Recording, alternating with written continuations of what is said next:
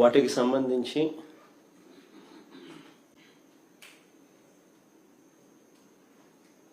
The so called Amaravati అని చెప్పి చంద్రబాబు నాయుడు చేస్తా ఉన్న డ్రామాకు సంబంధించి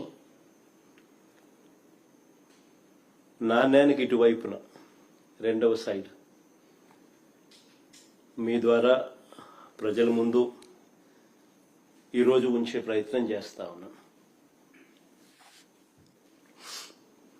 నిజంగా చంద్రబాబు నాయుడు గారి వంటి వ్యక్తి రాష్ట్ర ముఖ్యమంత్రిగా ఉండడం నిజంగా ఆంధ్ర రాష్ట్ర ప్రజలు చేసుకున్న దురదృష్టం. ఎందుకంటే ఈ మనిషికి చిత్తశుద్ధి లేదు, ఈ మనిషికి నిజాయితీ అంతకన్నా లేదు.